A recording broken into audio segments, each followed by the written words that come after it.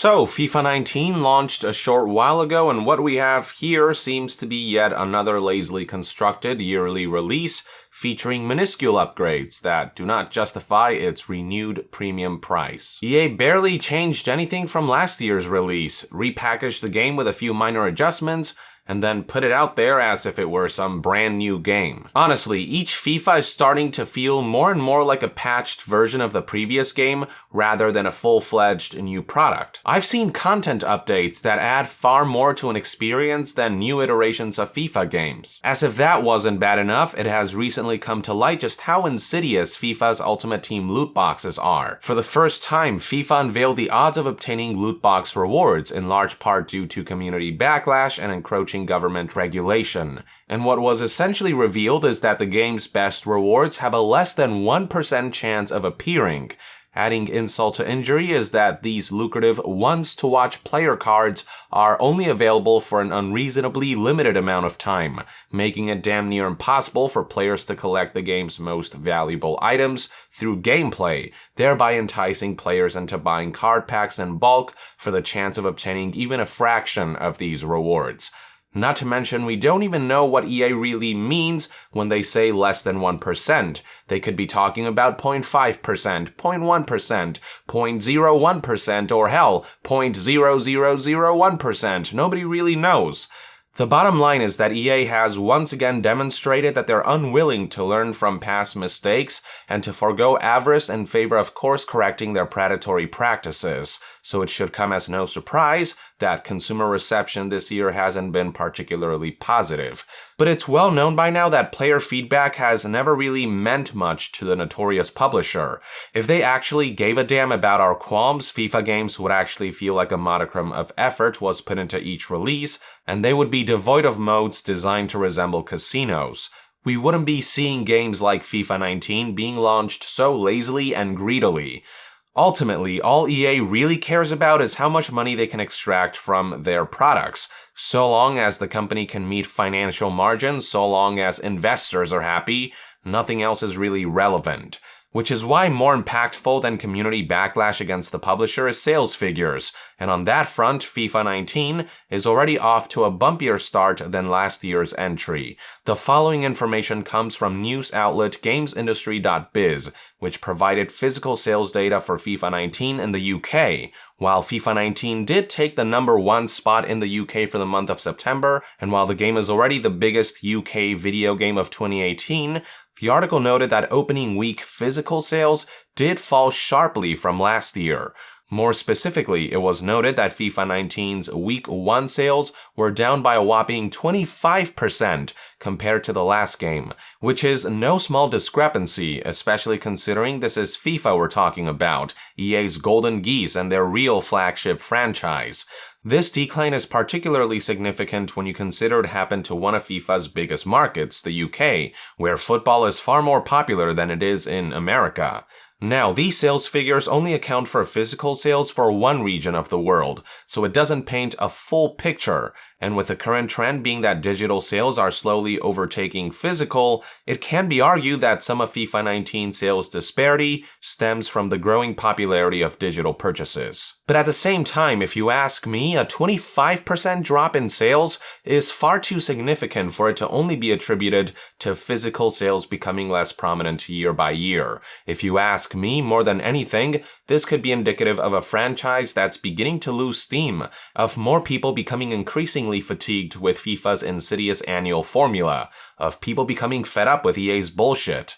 It is no secret that the company's reputation took a big hit last year after the shitstorm they ignited with the Star Wars Battlefront 2 pay-to-win loot box controversy. Since then, people have become more wary about the publisher's shenanigans and have been more trepidatious about their products. Furthermore, there has been an increasing awareness of EA's lies and hypocrisy.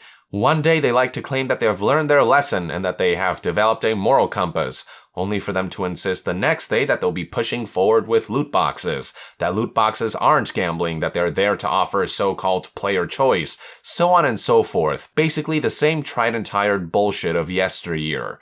More recently, we discovered they're willing to go as far as defying Belgium's gambling laws and battling things out in court to combat encroaching regulation and fight for their right to swindle players.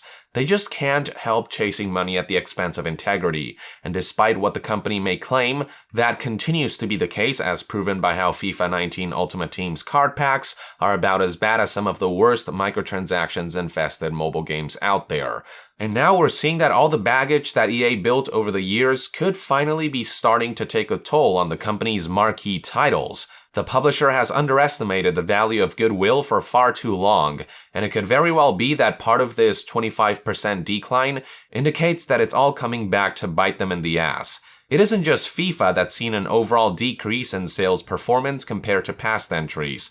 Pre-order sales for EA's upcoming Battlefield 5 has reportedly been doing far worse than anyone anticipated, which can be attributed to a combination of piss-poor marketing, a divisive take on World War II, and years worth of pent-up ill will against EA. Now, that isn't to say that games like FIFA 19 still won't end up selling millions upon millions of copies and make EA a shit ton of money. Even with a 25% drop in UK physical sales, the title will continue to be EA's bread and butter, and it will still be one of the most financially lucrative releases of 2018. But if EA intends to mitigate a long-term downward sloping trend, they need to stop with low-effort annual releases, and they have to keep their obsession for virtual slot machines in check. Otherwise, more people will call EA out on their bullshit, more consumers will become privy to their schemes, implementing loot boxes will increasingly become a legal risk, and sales of EA games across the board will continue to plummet. While recent sales figures are far from indicative of a dying company, it is the start of a gradual decay that may spell trouble if EA continues to ignore the importance of goodwill and audience retention, if they continue to prioritize sucking up to investors. No company can thrive, much less survive, without returning customers, and customers only return if they feel valued and are consistently satisfied with the products that they're buying. Sounds like a very obvious thing to say, but over the years, EA has miserably failed on both accounts, and I don't know how much longer they think they can keep up with this charade before all that pent-up consumer ill will blows up in their faces. I mean, I guess it already kind of did with Battlefront 2, but the aftermath and fallout continues to be felt today.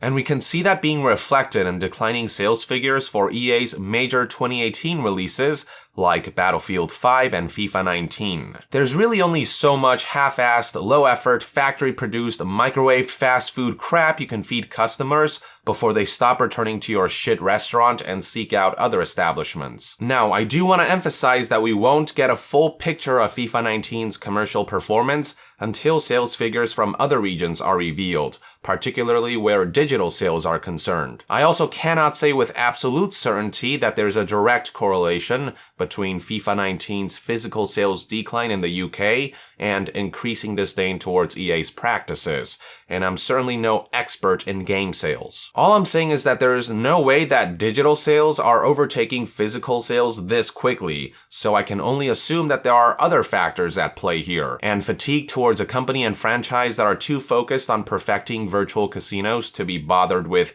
passionately crafting high-quality games being one such major factor is well within the realm of possibility in my opinion. These are one man's perspective anyway. I'd love to hear what your take is on FIFA 19's physical sales decline in the UK in the comments below. With that, I would like to end this news update. Thank you for tuning in. If you enjoy my content and would like to support this channel directly, consider donating on Patreon. And to be further updated on all things gaming news, reviews, and discussions, stay tuned right here on Young Yeah. I'll see you guys next time. Young out.